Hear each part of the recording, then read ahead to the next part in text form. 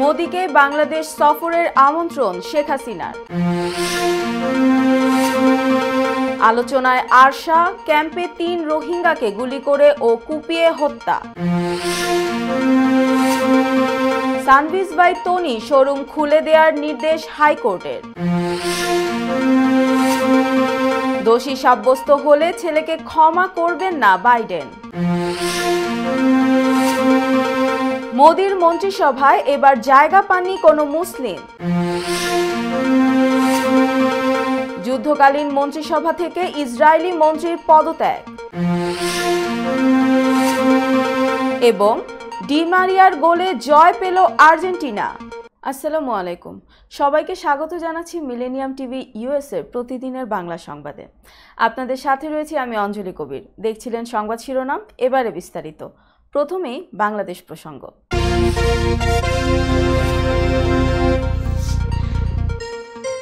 ভারতের নয়া প্রধানমন্ত্রী নরেন্দ্র মোদীর সঙ্গে একান্ত বৈঠক করেছেন প্রধানমন্ত্রী শেখ হাসিনা। রোববার রাতে মোদীর শপথ গ্রহণ অনুষ্ঠান শেষে এই বৈঠক অনুষ্ঠিত হয়। বৈঠকে বিভিন্ন বিষয় আলাপের পর মোদীকে বাংলাদেশ সফরের আমন্ত্রণ জানান শেখ হাসিনা।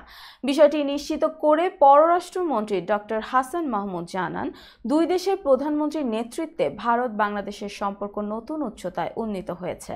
তিনি বলেন, শপথের পরপরই মোদীর সঙ্গে শেখ হাসিনার বৈঠক হয়েছে। এই সময় প্রধানমন্ত্রী ভবিষ্যতের দিনগুলোতে দুদেশের সম্পর্ক আরো গভীর হবে বলে আশাবাদ ব্যক্ত করেন। হাসান মাহমুদ বলেন, প্রতিবেশী দুদেশের বহুমাত্রিক সম্পর্ক, দুদেশের সম্পর্কের মাধ্যমে উভয় দেশের মানুষ উপকৃত হচ্ছে।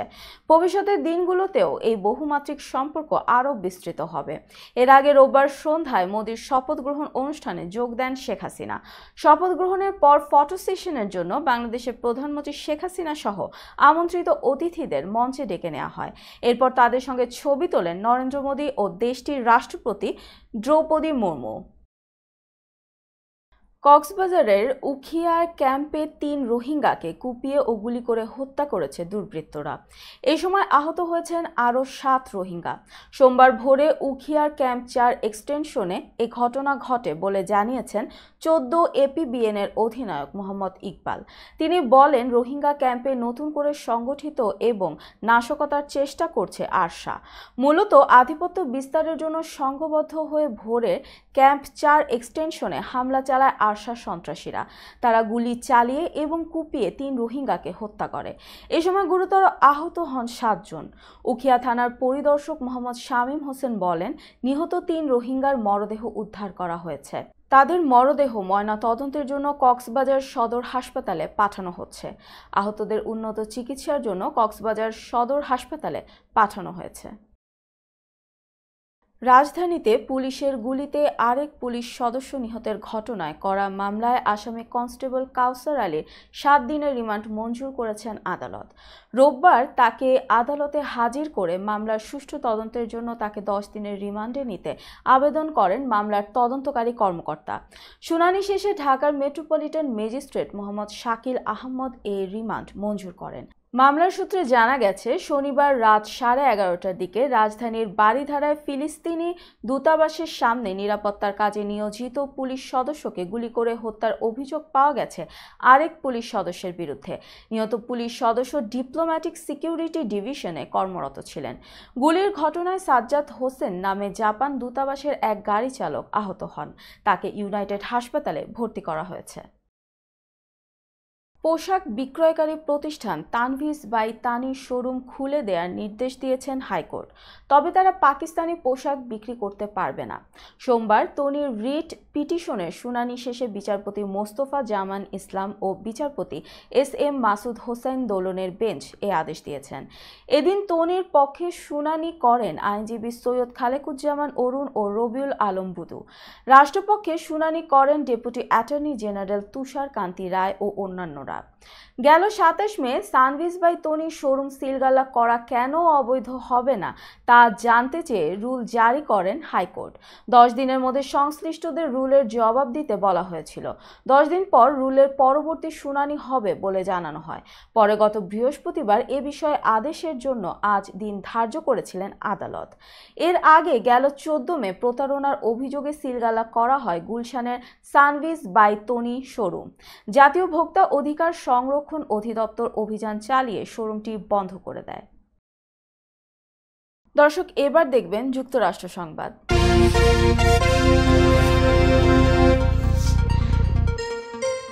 বিচারে দোষী সাব্যস্ত হলে ছেলে হান্টার বাইডেনকে ক্ষমা করবেন না বলে ইঙ্গিত দিয়েছেন মার্কিন প্রেসিডেন্ট জো বাইডেন। আগ্নেয়াস্ত্র সংক্রান্ত মামলায় যুক্তরাষ্ট্রের ডেলাওয়্যারের এক আদালতে চলছে হান্টারের বিচার। এবিসি নিউজে দেয়া এক সাক্ষাৎকারে মার্কিন প্রেসিডেন্টের কাছে ছেলে হান্টার বাইডেনের বিরুদ্ধে চলা মামলা সম্পর্কে জানতে চাওয়া হয়। এ সময় উপস্থাপক জানতে চান বিচারকের দেয়া রায় মেনে নেবেন কি না জো বাইডেন। উত্তরে মার্কিন প্রেসিডেন্ট বলেন হ্যাঁ। মূলত 2018 সালে এক বন্দুক কেনা নিয়ে হান্টারের বিরুদ্ধে অভিযোগ উঠেছে। তার বিরুদ্ধে আনা 3টি অভিযোগ হলো আগ্নেয়াস্ত্রটি কেনার ফর্মে নিজের মাদকাসক্তি নিয়ে মিথ্যা তথ্য দিয়েছিলেন হান্টার। ফর্মে মাদকাসক্ত নন বলেও মাদক নিরাময়ের চিকিৎসা চলমান থাকার সময় নিজের কাছে আগ্নেয়াস্ত্র রেখেছিলেন তিনি, যা মার্কিন ফেডারেল আইনের লঙ্ঘন। পাশাপাশি হান্টার বাইডেন বন্দুক কেনার সময় অনুমোদিত বিক্রেতার কাছেও মিথ্যা তথ্য দিয়েছিলেন বলে অভিযোগ।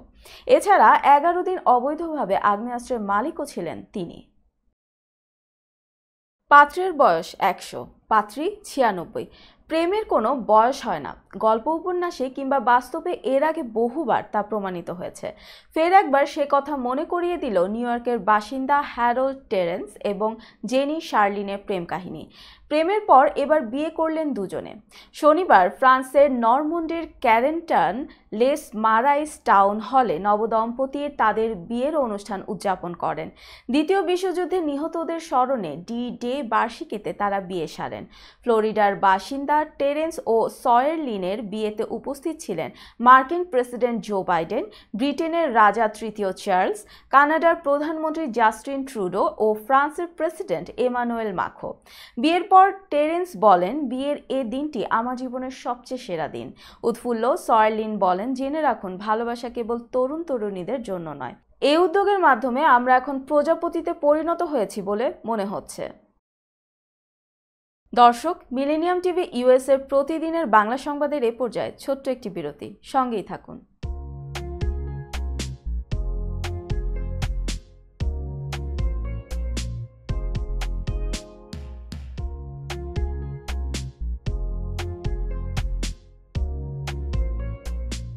কি ব্যাপার, অমন মূর্তির মতো করে দাঁড়িয়ে আছো কেন? পাগল হয়ে গেলে নাকি? প্র্যাকটিস করছি। কি প্র্যাকটিস করছো? কেন লিভিং স্ট্যাচুতে দাঁড়িয়ে কি করে ভিক্ষা করে দেখনি? আমার ট্যাক্স নিয়ে ঝামেলা চলছে, ল্যান্ড প্রপার্টি নিয়ে ঝামেলা চলছে। এগুলো সমাধান না হলে কিছুদিন পর আমাকে ওইভাবে দাঁড়িয়ে ভিক্ষা করতে হবে। এখন থেকে দাঁড়িয়ে প্র্যাকটিস করছি। আহা, এত চিন্তা করছো কেন? লিগ্যাল নেটওয়ার্ক ইন্টারন্যাশনাল আছে না? Legal network international? হ্যাঁ, কিছুদিন আগে ইন্স্যুরেন্স দিয়ে সম্পভাবীদের একটা ঝামেলা হলো না? লিগ্যাল নেটওয়ার্কের মাধ্যমেই তো সেটা সমাধান হলো। শুধু ইন্স্যুরেন্সই না ভাবি, criminal case, immigration, tax, divorce, housing সংক্রান্ত যে কোনো লিগ্যাল সমস্যার সমাধান পেয়ে যাবেন লিগ্যাল নেটওয়ার্কে। যুক্তরাষ্ট্রের 50টি স্টেটে যে কোনো প্রান্তে যে কোনো লিগ্যাল সহায়তা দিতে কিন্তু আমাদের সঙ্গে আছে লিগ্যাল নেটওয়ার্ক ইন্টারন্যাশনাল। শুধু তাই নয়, লিগ্যাল নেটওয়ার্কে আছেন যুক্তরাষ্ট্রের স্বনামধন্য সব লয়ার, যাদের আইনি সহায়তায় যে কোনো লিগ্যাল সমস্যার সমাধান পেয়ে যাবেন খুব সহজেই। তাহলে দেরি কেন? এখনই চলো লিগ্যাল নেটওয়ার্কে। I'm Nasrin Mosnu, immigration attorney. I was born and raised here in New York City. I have been working at various immigration firms since I was a teenager, including with my father. I'm passionate and dedicated about immigration. I am committed to provide my clients with nothing but the best. আমরা asylum office, immigration court সহ যুক্তরাষ্ট্রের 50টি state ও বাংলাদেশ কনসুলেটে আপনাদের আইনগত সহায়তার নিশ্চয়তা দিচ্ছি। Please come and take advantage of our excellent legal services. Our initial consultations are always free. বরেণ্য অভিনেতা আবুল হায়াত একজন স্বাস্থ্য সচেতন মানুষ। একদিন শুটিংয়ে হঠাৎ অসুস্থ হয়ে হতাশায় ভোগেন। সবাই ব্যস্ত, তো এখন আমার সেবা করবে কে? কেন নিউ ইয়র্কে গোল্ডেন এজ হোম কেয়ার আছে না, আপনাদের হতাশা দুশ্চিন্তা দূর করে সুস্থ করে তোলে যাদের অঙ্গীকার। সঠিক সময়ে সঠিক সেবা দেওয়ার বিশ্বস্ত প্রতিষ্ঠানের নাম golden age home care. Golden age home care নিউ ইয়র্কবাসীর পূর্ণ আস্থার জায়গা। আই শোনো না, আমার অনেক খিদে পেয়েছে। তোমাকে সুস্বাদু বিরিয়ানি খাওয়াবো। আমি চাইনিজ খাবো। আমি গ্রিল খাবো। আমি পিৎজা খাবো। এত খাবার একসাথে পাবো কোথায়? কেন খলিলে জানেন না, খলিলে একসাথে সব পাওয়া যায়। খলিল খলিল ওয়াও, এই যে পেয়ে গেছি খলিল বিরিয়ানি এন্ড হালাল চাইনিজ।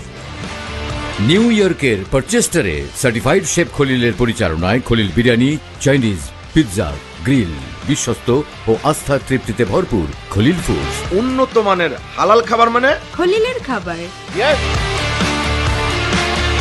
নীরব রেস্টুরেন্ট অ্যান্ড হালাল চাইনিজ, আপনাদের তৃপ্তি আমাদের আনন্দ। আমাদের রেস্টুরেন্টে পাচ্ছেন সম্পূর্ণ হালাল উপায়ে তৈরিকৃত সুস্বাদু আর মুখরোচক সব দেশীয় ও চাইনিজ খাবারের সমারোহ। স্বাদে আর মানে অতুলনীয় সব খাবার যে কোনো সামাজিক বা প্রাতিষ্ঠানিক অনুষ্ঠানে পৌঁছে দিতে আমাদের রয়েছে ক্যাটারিং সেবা।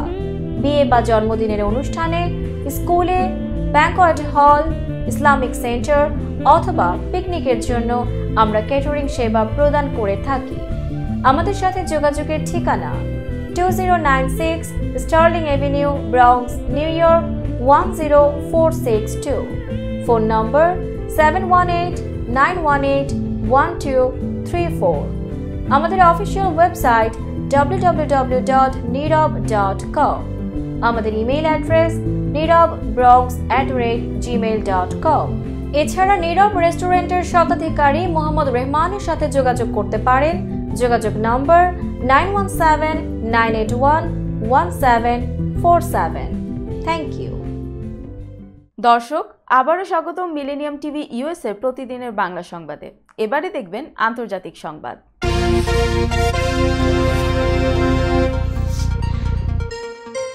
স্বাধীন ভারতে এই প্রথম সাধারণ নির্বাচনের পর কেন্দ্রীয় মন্ত্রিসভায় কোনো মুসলিম জায়গা পাননি।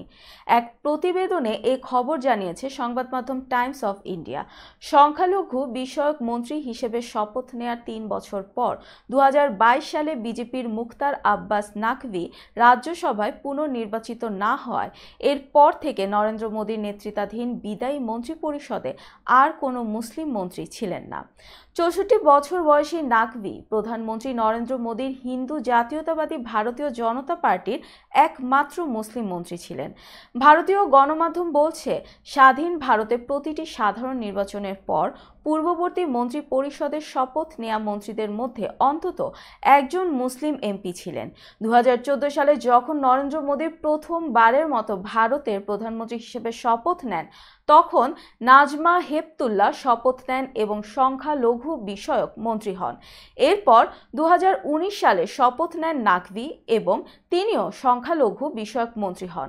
2004 ও 2009 সালে কংগ্রেস নেতৃত্বাধীন ইউপিএ সরকারের সময় মুসলিম মন্ত্রীর সংখ্যা ছিল যথাক্রমে 4 ও 5 জন। তার আগে 1999 সালে অটল বিহারী বাজপেয়ীর মন্ত্রিসভার সদস্য ছিলেন বিজেপির শাহনওয়াজ হোসেন ও ন্যাশনাল কনফারেন্স ওমর আবদুল্লাহ। ইসরায়েলের যুদ্ধকালীন মন্ত্রিসভা থেকে পদত্যাগ করেছেন বেনি গানোৎস। রোববার রাতে জরুরি এ মন্ত্রিসভা থেকে তিনি পদত্যাগের ঘোষণা দেন। গানোৎসের পদত্যাগ প্রধানমন্ত্রী বেনিয়ামিন নেতানিয়াহুর জন্য বড় ধাক্কা হিসেবে দেখা হচ্ছে। খবর আল জাজিরা ও সিএনএন এক প্রতিবেদনে জানিয়েছে, বেনি গানোৎস রোববার রাতে ইসরায়েলের যুদ্ধকালীন মন্ত্রিসভা থেকে পদত্যাগের ঘোষণা দেন। এক সংবাদ সম্মেলনে বেনি গানোৎস বলেন, মন্ত্রিসভা থেকে সরে দাঁড়ানোর সিদ্ধান্ত কঠিন ও বেদনাদায়ক। প্রকৃত বিজয়ের দিকে এগিয়ে যেতে আমাদের বাধা দিচ্ছেন নেতানিয়াহু। সিএনএন আরও জানিয়েছে, গাজা ইস্যুতে বেনিয়ামিন নেতানিয়াহুর সঙ্গে বিরোধের জেরেই বেনি গানোৎস পদত্যাগ করেছেন। তিনি গাজায় যুদ্ধ পরবর্তী পরিকল্পনা ঘোষণা করতে নেতানিয়াহুকে 8 জুন পর্যন্ত সময় বেঁধে দিয়েছিলেন। নেতানিয়াহুর প্রতি আগাম নির্বাচনের আহ্বান জানিয়ে গানোৎস বলেছেন, এমন একটি নির্বাচন হওয়া উচিত যেখানে সরকার জনগণের আস্থা অর্জন ও চ্যালেঞ্জ মোকাবেলা মোকাবেলায় সক্ষম হবে। আমি নেতানিয়াহুকে নির্বাচনের তারিখ নির্ধারণের আহ্বান জানাই। নিজ দেশে ইউরোপীয় পার্লামেন্ট নির্বাচনে ডানপন্থীদের কাছে ধরাশায়ী হয়ে আগাম জাতীয় নির্বাচনের ঘোষণা দিয়েছেন ফ্রান্সের প্রেসিডেন্ট এমানুয়েল ম্যাক্রো। সোমবার এক প্রতিবেদনে এই তথ্য জানিয়েছে বার্তা সংস্থা এএফপি। প্রতিবেদনে বলা হয়েছে, ইইউ নির্বাচনে নিজের মধ্যপন্থী জোটকে অতি ডানপন্থীরা পরাজিত করার পরে ফরাসি প্রেসিডেন্ট ইমানুয়েল ম্যাক্রো রোববার পার্লামেন্ট ভেঙে দেওয়ার পাশাপাশি আগাম আইনসভা নির্বাচনের কথা ঘোষণা করেছেন। ম্যাক্রোর ঘোষণা অনুযায়ী 30 জুন পার্লামেন্টের নিম্নকক্ষের ভোট গ্রহণ অনুষ্ঠিত হবে। দ্বিতীয় ধাপের ভোটের জন্য দিন ধার্য করা হয়েছে আগামী 7 জুলাই। ইউরোপীয় পার্লামেন্টের সদস্য 21টি দেশে ভোট গ্রহণ অনুষ্ঠিত হয় রোববার। অবশ্য এ ভোট গ্রহণ শুরু হয় গত বৃহস্পতিবার, কারণ 6 থেকে 9 জুনের মধ্যে যে কোনো দিন ভোট গ্রহণের সুযোগ ছিল সদস্য দেশগুলোর। কোনো দেশে 2 দিনও ভোট নেওয়া হয়েছে। ম্যাক্রোর ঘোষণা অনুযায়ী 30 জুন পার্লামেন্টের নিম্নকক্ষের ভোট গ্রহণ অনুষ্ঠিত হবে। দ্বিতীয় ধাপের ভোটের জন্য দিন ধার্য করা হয়েছে আগামী 7 জুলাই। দর্শক, এবার দেখবেন স্বাস্থ্য সংবাদ।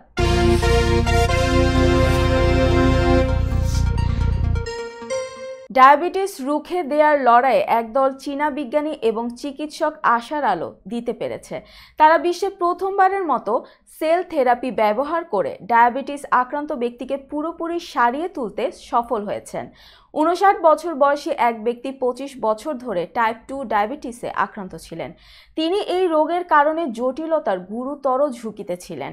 2017 সালে তার একটি কিডনি প্রতিস্থাপন করা হয়েছিল, কিন্তু তিনি তার বেশিরভাগ অগ্নাশয়ের আইলেটের কার্যক্ষমতা হারিয়ে ফেলেছিলেন, যা রক্তে গ্লুকোজের মাত্রা নিয়ন্ত্রণ করে। প্রতিদিন একাধিক ইনসুলিন ইনজেকশনের উপর সম্পূর্ণ নির্ভরশীল ছিলেন তিনি। সাংহাই চাংজেং হাসপাতালের একজন শীর্ষস্থানীয় গবেষক ইন হাও চলতি মাসের শুরুর দিকে সাংহাই ভিত্তিক নিউজ আউটলেট দ্য পেপারকে বলেন, ওই ব্যক্তি গুরুতর ডায়াবেটিস জটিলতার ঝুঁকিতে ছিলেন। গবেষক ইন হাও বলেন, এই রোগী 2021 সালের জুলাই মাসে উদ্ভাবনী কোষ প্রতিস্থাপন সেবা পেয়েছিলেন। প্রতিস্থাপনের 11 সপ্তাহ পর ওই ব্যক্তি বাহ্যিকভাবে নেওয়া ইনসুলিন ইনজেকশনের প্রয়োজন থেকে মুক্তি পান। এই সময় রক্তে শর্করা মাত্রা নিয়ন্ত্রণের জন্য মুখে খাওয়ার ওষুধের ডোজও ধীরে ধীরে কমিয়ে আনা হয়েছিল এবং 1 বছর পরে ওরাল ওষুধও সম্পূর্ণরূপে বন্ধ করে দেওয়া হয়। ফলো আপ পরীক্ষায় দেখা গেছে যে ওই রোগীর অগ্নাশয় আইলেটের কার্যক্ষমতা পুরোপুরি ফিরে পেয়েছেন। দর্শক, মিলেনিয়াম টিভি ইউএসএ প্রতিদিনের বাংলা সংবাদের এ পর্যায়ে আবারও ছোট্ট একটি বিরতি, সঙ্গেই থাকুন।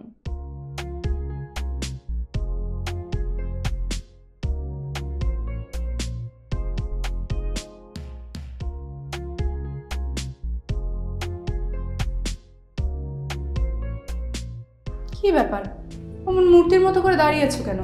পাগল হয়ে গেলে নাকি? প্র্যাকটিস করছি। কি প্র্যাকটিস করছো? কেন লিভিং স্ট্যাচুরে দাঁড়িয়ে কি করে ভিক্ষা করে দেখনি? আমার ট্যাক্স নিয়ে ঝামেলা চলছে, ল্যান্ড প্রপার্টি নিয়ে ঝামেলা চলছে। এগুলো সমাধান না হলে কিছুদিন পর আমাকে ওইভাবে দাঁড়িয়ে ভিক্ষা করতে হবে। তাই এখন থেকে দাঁড়িয়ে প্র্যাকটিস করছি। আহা, এত চিন্তা করছো কেন? লিগ্যাল নেটওয়ার্ক ইন্টারন্যাশনাল আছে না? Legal network international? হ্যাঁ, কিছুদিন আগে ইন্স্যুরেন্স দিয়ে সম্পভাবীদের একটা ঝামেলা হলো না, লিগ্যাল নেটওয়ার্কের মাধ্যমেই তো সেটা সমাধান হলো। শুধু ইন্স্যুরেন্সই না ভাবি, criminal case, immigration, tax, divorce, housing সংক্রান্ত যে কোনো লিগেল সমস্যার সমাধান পেয়ে যাবেন লিগেল নেটওয়ার্কে। যুক্তরাষ্ট্রের 50টি স্টেটে যে কোনো প্রান্তের যে কোনো লিগেল সহায়তা দিতে কিন্তু আমাদের সঙ্গে আছে লিগেল নেটওয়ার্ক ইন্টারন্যাশনাল। শুধু তাই নয়, লিগেল নেটওয়ার্কে আছেন যুক্তরাষ্ট্রের স্বনামধন্য সব লয়ার, যাদের আইনি সহায়তায় যে কোনো লিগেল সমস্যার সমাধান পেয়ে যাবেন খুব সহজেই। তাহলে দেরি কেন? এখনই চলো লিগ্যাল নেটওয়ার্কে। I'm Nasrin Mosnu, immigration attorney. I was born and raised here in New York City. I have been working at various immigration firms since I was a teenager, including with my father. I'm passionate and dedicated about immigration. I am committed to provide my clients with nothing but the best. আমরা asylum office, immigration court সহ যুক্তরাষ্ট্রের 50টি state এবং বাংলাদেশ কনসুলেটে আপনাদের আইনগত সহায়তার নিশ্চয়তা দিচ্ছি। Please come and take advantage of our excellent legal services. Our initial consultations are always free. বরেণ্য অভিনেতা আবুল হায়াত একজন স্বাস্থ্য সচেতন মানুষ। একদিন শুটিংয়ে হঠাৎ অসুস্থ হয়ে হতাশায় ভোগেন। সবাই ব্যস্ত, এখন আমার সেবা করবে কে? কেন নিউ ইয়র্কে গোল্ডেন এজ হোম কেয়ার আছে না, আপনাদের হতাশা দুশ্চিন্তা দূর করে সুস্থ করে তোলে যাদের অঙ্গীকার। সঠিক সময়ে সঠিক সেবা দেওয়ার বিশ্বস্ত প্রতিষ্ঠানের নাম golden age home care. Golden age home care নিউ ইয়র্কবাসীর পূর্ণ আস্থার জায়গা। আই শোনো না, আমার অনেক খিদে পেয়েছে। তোমাকে সুস্বাদু বিরিয়ানি খাওয়াবো। আমি চাইনিজ খাবো। আমি গ্রিল খাবো। আমি পিৎজা খাবো। এত খাবার একসাথে পাবো কোথায়? কেন খলিলে জানেন না, খলিলে একসাথে সব পাওয়া যায়। খলিল, খলিল, ওয়াও, এই যে পেয়ে গেছি খলিল বিরিয়ানি এন্ড হালাল চাইনিজ। নিউ ইয়র্কের পারচেস্টারে সার্টিফাইড শেফ খলিলের পরিচালনায় Khalil biryani, Chinese, pizza, grill, বিশ্বস্ত ও আস্থার তৃপ্তিতে ভরপুর খলিল ফুডস। উন্নত মানের হালাল খাবার মানে খলিলের খাবার। নীরব রেস্টুরেন্ট অ্যান্ড হালাল চাইনিজ, আপনাদের তৃপ্তি আমাদের আনন্দ। আমাদের রেস্টুরেন্টে পাচ্ছেন সম্পূর্ণ হালাল উপায়ে তৈরিকৃত সুস্বাদু আর মুখরোচক সব দেশীয় ও চাইনিজ খাবারের সমারোহ। স্বাদে আর মানে অতুলনীয় সব খাবার যে কোনো সামাজিক বা প্রাতিষ্ঠানিক অনুষ্ঠানে পৌঁছে দিতে আমাদের রয়েছে ক্যাটারিং সেবা। বিয়ে বা জন্মদিনের অনুষ্ঠানে, স্কুলে, ব্যাংকোয়েট হল, ইসলামিক সেন্টার অথবা পিকনিকের জন্য আমরা ক্যাটারিং সেবা প্রদান করে থাকি। আমাদের সাথে যোগাযোগের ঠিকানা 2096 Sterling Avenue, Bronx, New York 10462। Phone number 718-918-1234। আমাদের অফিসিয়াল ওয়েবসাইট www.nirab.com। আমাদের ইমেইল অ্যাড্রেস nirab@gmail.com। এছাড়া নীরব রেস্টুরেন্টের স্বত্বাধিকারী মোহাম্মদ রহমানের সাথে যোগাযোগ করতে পারেন। যোগাযোগ নম্বর 9179811747। Thank you. দর্শক, আবারও স্বাগতম মিলেনিয়াম টিভি ইউএসএ প্রতিদিনের বাংলা সংবাদে। এবার দেখবেন প্রতিনিধি সংবাদ।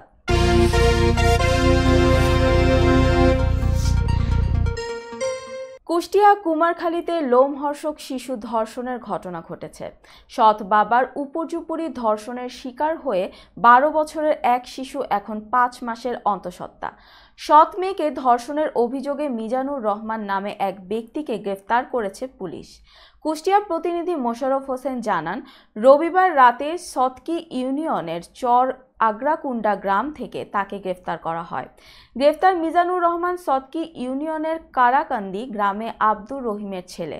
সোমবার দুপুরে তাকে আদালতের মাধ্যমে কারাগারে পাঠানো হয়েছে।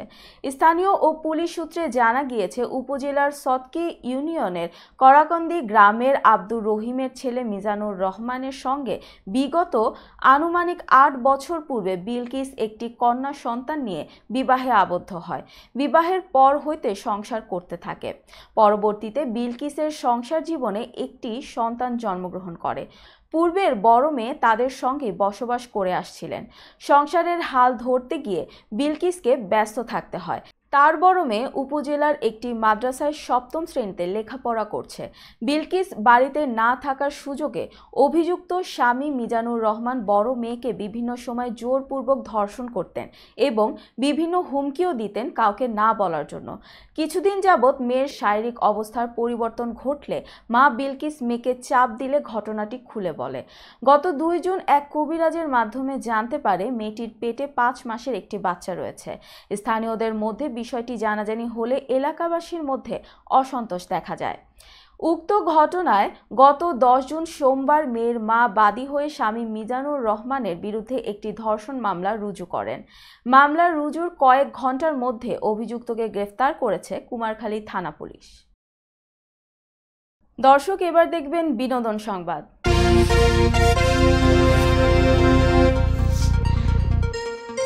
2 বছর পর ফের বাংলাদেশ চলচ্চিত্র উন্নয়ন কর্পোরেশনে কুরবানি দেওয়ার জন্য সিদ্ধান্ত নিয়েছেন ঢাকাই চলচ্চিত্রের আলোচিত ও জনপ্রিয় চিত্রনায়িকা পরিমণি। তবে এবার কুরবানির সঙ্গে একটি শর্ত জুড়ে দিয়েছেন। বিএফডিসিতে আনন্দময় পরিবেশের নিশ্চয়তা পেলে তবেই সেখানে কুরবানি দেবেন বলে জানিয়েছেন এই নায়িকা। অন্যদিকে নিজের জন্মদিনে ডিপজলের কাছ থেকে এক বিশেষ উপহার পেলেন চিত্রনায়িকা নিপুণ। দর্শক, এবার দেখবেন খেলার সংবাদ।